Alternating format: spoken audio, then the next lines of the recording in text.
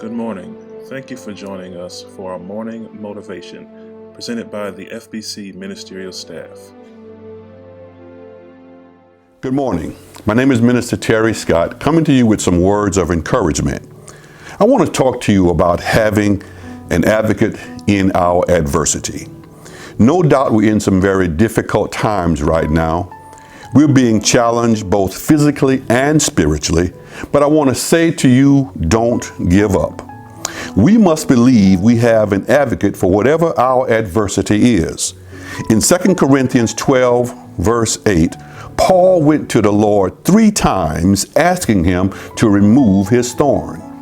Now, instead of God removing Paul's thorns and answering his request, in verse 9, God's response was to remind Paul that his grace is sufficient, meaning he already had an advocate for his adversity. Paul went to the Lord believing that his request could only be granted by the authority in him. Paul's request parallels that of Jesus' 3 requests in the garden. You see, both Paul and Jesus had their requests denied, but God granted grace as their advocate to endure their adversities. Like Paul, if we request God to remove our thorn, and if he does not do it, it does not mean that God has forgotten about us. He could never do that because he made us. But God will do is continually supply us with grace to endure our adversities. God's grace is available to you today. Just like in verse 9, we can be assured that there is a constant availability of God's divine grace. Paul took no pleasure in pain, but instead rejoiced in the power of Christ that it revealed in him.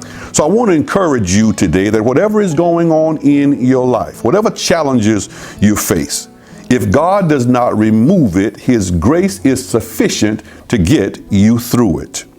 Now, it is true that our Heavenly Father does not owe us any explanations for what he does or does not do. But the Bible reminds us that God is sovereign even over our adversities. That was the case for Paul in verse 7. The apostle admits pride is a problem for him, and he acknowledges that God is justified in dealing with him to correct it. This truthful confession does not eliminate suffering, but sweetens us until we can say like Paul, "Therefore I take pleasure in infirmities, in reproaches, in necessities, in persecutions, in distress for Christ's sake. For when I am weak, then I'm strong." The weaker the human instrument, the more God's grace shines through.